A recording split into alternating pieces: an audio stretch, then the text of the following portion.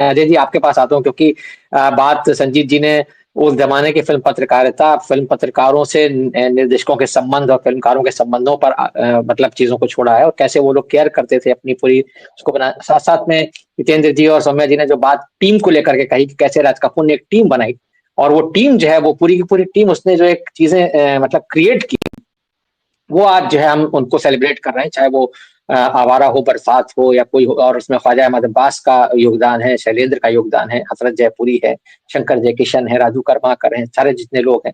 वो जो चीज़ है, क्या आप आज जब राज कपूर को हम याद कर रहे हैं, उनके सिनेमा को याद कर रहे हैं और उनके सिनेमा के कंट्रीब्यूशन को याद कर रहे हैं, हिंदी सिनेमा में उनका पूरा एक जो योगदान है, आप क्या किस तरह से देखते हैं कि राज कपूर ने वो जो निशान छोड़े हैं, क्या आपको लगता है कि वो जो उनके बाद की पीढ़ी है, यानी इवन राज कपूर की जो संतानें हैं या जो उनके परिवार के लोग हैं, क्या वो कहीं उस चीज़ को निभा पा रहे हैं? क्योंकि जैसे हमने देखा कि उन्होंने जिस आत्मीयता के साथ आरके फ़िल्म्स जो उन्होंने स्टूडियो बनाया था, वो स्टूडियो भी अब नहीं है। बहुत सारी चीज़ें जो उनसे जुड़ी हुई थी, वो अब हम देखते हैं कि वो कहीं उस तरह से नज़र नहीं आता है। तो क्या कहेंगे आप, वो जो स्मृतियों को संजो कर रखने वाली बात थी, उसके बारे में आप क्या कहेंगे? मैं जब राज कपूर को जो फ़िल्म को लेकर के जो फ़िल्में दिखाई जा रही हैं, मैंने देखा उसमें तीसरी कसम का ज़िक्र नहीं है, तो मुझे थोड़ा-सा अजीब लगा क्योंकि तीसरी कसम को मैं मानता हूँ कि राज कपूर के अभिनय का एक जो सबसे मजबूत पक्ष है, वो तीसरी कसम में दिखता है। हालाँकि नार्वेकर साहब कह रहे थे कि वो गाड़ीवान उस तरह का नहीं है कहानी में जिस तरह का उन्होंने दिखाया। लेकिन फिर भी राज कपूर ने जिस तरीके से उसको उस गवई गाड़ीवान का जो भोलापन है, उसको जिस तरीके से इम्बाइब किया और जैसे उसको उन्होंने पर्दे पर दिखाया, वो अपने आप में बहुत अद्भुत है। क्या कहेंगे आप अजय जी? जी, नमस्कार आप जी। सभी को। और हमारी बहुत सारी अपेक्षाएँ वो हमारी उम्र से और हमारे जो हम परिवेश में पले-बढ़े, उससे गाइडेड होती हैं और वही एक्सपेक्ट हम करते रहते हैं, आने वाली पीढ़ी से, नई पीढ़ी से, जेन ज़ी से कि ये भ्रष्ट हो गए हैं, इनमें अपनापन नहीं रह गया, इनमें दोस्ती नहीं रह गई। मैंने देखा है अपनापन, मैंने देखा है आज के कलाकारों में भी, अक्षय कुमार में देखा है, ऋतिक रोशन में देखा है, कार्तिक आर्यन में देखा है, किस तरीके से कंसर्न फ़ील करते हैं। मैंने इनसे पैसे दिलवाए हैं लोगों को, गरीबों को, मरीजों को दिलवाए हैं। सवाल ये है कि आप कट चुके हैं आज के समाज से, आज के फ़िल्म इंडस्ट्री से। तो ये रोना अब नहीं होना चाहिए कि वो ज़माना कुछ और था, ये ज़माना कुछ और है। अपनापन उस समय भी इतना ही था, अपनापन तो अब परिवार में खत्म हो गया है। बेटे-बच्चे आपसे बात नहीं करते हैं। किस अपनापन को कहाँ किस दुनिया में खोज रहे हैं, किस ख़याली दुनिया में खो रहे हैं आप। तो इन चीज़ों का कोई मतलब नहीं है। हमें राज कपूर को अगर अध्ययन करना है, हम अभी फेस्टिवल चल रहा है। आपकी भी बात जो तीसरी कसम क्यों नहीं दिखाई, ये आरके के प्रोडक्शन की फ़िल्में दिखाई जा रही हैं। तीसरी कसम आरके का प्रोडक्शन नहीं था, इसलिए वो फ़िल्म नहीं ली जा सकती है इसमें। दूसरा, ये सारा पश्चाताप है आर की फैमिली का। जो स्टूडियो जल गया, उसी का पश्चाताप किया है उन्होंने। सारी फ़िल्मों को रिस्टोर करने का काम आरके, रणबीर कपूर और दूसरे लोगों ने मिलके किया है। ये पश्चाताप है उनका, ये गिल्ट है उनका, जो ऐसे शो हो के सामने आया है। रही बात राज कपूर के रेलेवेंस और राज कपूर की उपयोगिता, राज कपूर का अपना महत्व, राज कपूर के महत्व से कोई भी इनकार नहीं किया जा सकता। उनका अपना एक खास महत्व है, उस दौर में है, उसी संदर्भ में है और तभी के दौर में है। अगर आज उसकी रेलेवेंस आप देखेंगे, अब नहीं रह गई है। क्योंकि मैं जब ये फ़िल्म देख रहा था कल परसों में, 2-3 फ़िल्में मैंने देखी, मेरे साथ यंग फ़िल्म मेकर थे, मेरे साथ नए लड़के थे, उन्होंने कहा इतना ढीला फ़िल्म बना रहे हैं आवारा देखते हुए, इतनी स्लो फ़िल्म है, कट्स है ही नहीं, लॉजिक काम ही नहीं कर रहा है। एक गरीब बच्चा है, वो स्वप्न देख के कहीं पे से कहीं पहुँच जा रहा है, आप ड्रीम सीक्वेंस बना दे रहे हैं कुछ भी, हैं? ये आज के लड़के और रियलिस्ट तो है ही नहीं ये सिनेमा। कैसे आप लोग इसको रियलिस्ट सिनेमा कहते थे? ये सारा फैंटेसी है। एक फैंटेसाइज़ कर रहा है लड़का चीज़ों को। तो देखने का तरीका बदल गया है, दुनिया बदल चुकी है, बदली हुई दुनिया में अगर आप हैं, तो बदली हुई दुनिया के साथ चलना पड़ेगा। नज़र अपनी भी बदलनी पड़ेगी, देखने का तरीका बदलना पड़ेगा। राज कपूर आज के ज़माने में ना तो उनकी मेकिंग रेलेवेंट है और ना वो जो काम करने का उनका क्राफ्ट रेलेवेंट है। हाँ, कंटेंट रेलिवेंट है, उनकी सोच का जो तरीका था वो रेलिवेंट है। अगर वो सोच हम आज के संदर्भ में, आज की फ़िल्मों में ला सकते हैं, हमारे फ़िल्म मेकर ला सकते हैं, तो बहुत बड़ी बात होगी। नहीं ला पाएँगे, दूसरे तरीके से उन सारी चीज़ों को कहेंगे, करेंगे। राज कपूर के फैमिली में कोई भी मेकर नहीं रहा। उन्होंने कहा था कि तीनों बेटे मेरे एक-एक फ़िल्म बनाएँगे, मेरे नहीं रहने के बाद। तीनों बेटों ने फ़िल्म बना ली, तीनों में किसी की फ़िल्म नहीं चली। उन्हें अपनी औकात समझ में आ गई बतौर डायरेक्टर। आरके स्टूडियो किसी को नहीं सँभालना था, सब अपने-अपने धंधे में व्यस्त थे और पटीदारी जो होती है ना, हमारे उत्तर भारत में कहते हैं, रिश्तेदारी में पटीदारी की कौन क्या करेगा, किसकी ज़िम्मेदारी बनती है, यही ज़िम्मेदारी न लेने के चक्कर में आरके स्टूडियो बर्बाद हो गया। मैंने खुद आर्क कॉटेज से लौटने के बाद, आरके स्टूडियो से लौटने के बाद कितने सारे आर्टिकल लिखे, जिसमें मैंने ये कहा था कि ड्राई क्लीनर्स के यहाँ भी उससे बेहतर तरीके से कॉस्ट्यूम या कपड़े रखे जाते हैं, जिस ढंग से वहाँ कपड़े रखे गए थे। और मैंने तभी आशंका व्यक्त की थी कि आग लग सकती है। और जब मैंने जलने के बाद ट्वीट किया इस पर और ऋषि कपूर को टैग किया, तो ऋषि कपूर ने मुझे ब्लॉक कर दिया। ये सारी सच्चाइयाँ हैं। फिर विरासत किसको मिली है रणवीर कपूर की, राज कपूर की?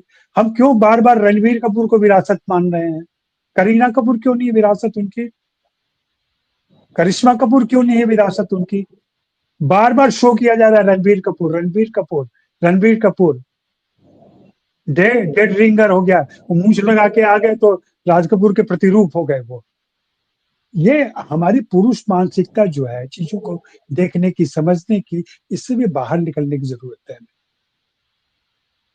तो मुझे लगता है कि और जो विदेशों में प्रभाव की बात की, वो भी ऐतिहासिक परिस्थिति है। रूस और चाइना में पॉपुलर होने को इंटरनेशनल पॉपुलैरिटी नहीं कहते हैं। रूस और चाइना 2 देश जिसमें मुख्य रूप से वे पॉपुलर हुए। और इसी के आधार पर कई लोग कहते हैं कि शैलेंद्र भी इंटरनेशनल गीतकार हो गए। नहीं हुए भैया। फ़िल्म जो पहचानी गई थी, जानी गई थी, वो बात थी। मैं खुद चाइना में रह चुका हूँ और चाइना में फ़िल्म क्यों दिखाई गई या रसिया में क्यों फ़िल्म दिखाई गई, उसके ऊपर ख्रुश्चेव ने भी बोला है, माओ ने भी बोला है, क्यों उनको वो फ़िल्म रेलेवेंट लगती थी। मैंने जब चाइनीज़ लैंग्वेज में ये फ़िल्म देखी थी, बाज़ाब्ता स्लाइड्स चलते थे उसमें, फ़िल्म के पहले, जिसमें बताया जाता है कि आदमी अपनी परिस्थिति का गुलाम होता है, जन्मजात कुछ भी नहीं होता, ये बताया गया। फ़िल्म का जो मैसेज है, वो मैसेज तो फ़िल्म देखने के बाद आएगा। उसके पहले ये स्लाइड चल रहा था। जिस स्लाइड में ये दिखाया गया कि इस तरीके से होता है और चूँकि ये समानता के अधिकार या परिवेश या परिस्थिति, इन सारे जो मार्क्सवाद के सिद्धांत हो सकते हैं, माओवाद के सिद्धांत हो सकते हैं, उससे मेल खाता है। इसलिए वो फ़िल्म ज़्यादा चली। उसी के साथ 2 बीघा ज़मीन भी गई थी। 2 बीघा ज़मीन भी चली, लेकिन वैसी नहीं चली जैसे ये चली। उनके लिए बहुत अच्छा शब्द कहा था हमारे ऋषिकेश मुखर्जी ने कि वे रोमांटिक सोशलिस्ट थे।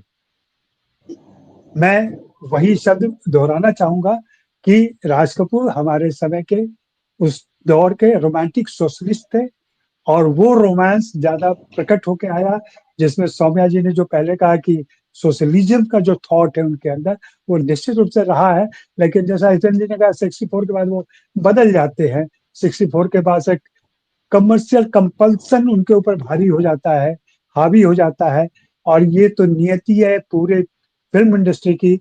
सत्यजीत रे अपवाद है, श्याम बेनेगल अपवाद है, ऐसे एक आध लोग अपवाद हो सकते हैं। अन्यथा हर आदमी इस कुएं में गिरा है, हर ने भंग खाई है और हर कोई पतन की तरफ गया है। सारे फ़िल्म मेकर की जी। यही दुर्दशा हुई है। जी। जी, जी, जी, जी, जी। बहुत आपने बड़ी निर्ममता के साथ जो है तमाम स्थापनाओं पर एकदम कुल्हाड़ा चला दिया है और राज कपूर को आपने जो है कहा कि उनकी रेलेवेंस आज जो है वो वैसी नहीं रह गई जैसे कि हम लोग यहाँ उनको जिस फ्रेम में याद करना चाह रहे हैं। मैं यही कह रहा हूँ कि जो बेटियों को फ़िल्मों में नहीं आने देना है, रीमा नहीं आई, ऋतु नहीं आई, रिद्धिमा नहीं करिश्मा है। जब आई तो इतना हंगामा हुआ। बबीता ने जब कहा कि मैं फ़िल्मों में काम करती रहूँगी तो उसको घर से निकलना पड़ा। नीतू को काम छोड़ना पड़ा। ऋषि कपूर की डेथ के बाद फिर नीतू सक्रिय हुई है। ये भी सच्चाइयाँ हैं। जी, जी, एक जी, महान बिल्कुल, परिवार में बिल्कुल। क्या सब चीज़। और राज कपूर का एक स्टेटमेंट मैं आपको सुनाता हूँ जो जयप्रकाश चौकसी की किताब में मिला मुझे। उन्होंने उनके औरतों और उनके चित्रण के बारे में लिखा है कि राज कपूर ने खुद ही अपनी पहली फिल्म में ये बात कह दी थी कि काश मैं इतना सुंदर न होता और इतनी आसानी से औरतों की ओर आकर्षित न होता, और काश ये उनके मुझे बारे में कहा जाता है। सिनेमा का इतना और काश मुझे सिनेमा का इतना शौक न होता। जी जी ये जी, अपनी पहली फिल्म के आग में उन्होंने बिल्कुल संवाद के तौर पर ये बात कही है। तो बिल्कुल ये बिल्कुल, काश में बहुत छिपा हुआ है। और हाँ। मैं तुम्हारे साहब से एग्री करता, मैंने अपनी बात थोड़े आवेश में कही थी क्योंकि बहुत ज्यादा वो रोना हो रहा था, इसलिए तो मेरा इररिलेवेंट करने का मतलब नहीं है, आज के मेकर के लिए वो रेलिवेंट नहीं रह गए हैं। अगर रेलिवेंस उनका रहता तो कहीं ना कहीं कोई ना कोई राज कपूर हमें दिख रहा होता। राज कपूर अभी कोई नहीं दिख रहा है आसपास में, कहीं राजकुमार हिरानी में थोड़ा सा राज कपूर दिख जाता है कई बार, उसके अलावा और कोई नहीं। पुष्पा 2,000 करोड़ ये चर्चा चल रही है पूरे मीडिया, पूरे लेकिन दुनिया अजय में। जी आप जो पुष्पा का आपने जिक्र कर दिया, हालांकि वो आज के हमारे मतलब उससे दायरे से बिल्कुल बाहर की चीज है, लेकिन कोई फिल्म 1,000 करोड़ कमा ले रही है, इस वजह से हम ये मान लें कि जो पुराने फिल्मकार थे वो आज के फिल्म मेकर के लिए रिलेवेंट नहीं रहे। नहीं ठीक है, वो ठीक है, नहीं आपकी बात सही है, मैं समझ रहा हूँ। ये दूसरे फिल्म आप नहीं मान रहे, लेकिन फिल्म मेकर मान रहे हैं, आज का फिल्म मेकर मान रहा है, आप ये कहना चाह रहे हैं। पूरा सामाजिक, पूरा मीडिया विवर्स जो चल रहा है ना, वो सिर्फ कमाई पे चल रहा है, अब पूरे समाज में चल रहा है। आपसे भी पूछा जाता है कि तुम ये शो करते हो, कितने पैसे आते तुम्हारे? लेकिन अजय जी उस चीज का मतलब वो उस चीज को अगर हम पैमाना मान के चलेंगे फिर तो हमारे लिए चर्चाओं का कोई अर्थ नहीं है ना, फिर तो हम भी उसी दायरे में चर्चा में फंस जाएंगे। मेरा मानना है कि अगर आप यहाँ पर बात कर रहे हैं और हम किसी एक खास मकसद से बात कर रहे हैं कि ताकि हम अपनी जो हमारा जो एक संस्कार है या जो हम एक संस्कार बोध को जीवित रखना चाहते हैं, कहीं ना कहीं उसके लिए हमको इस तरह की बातचीत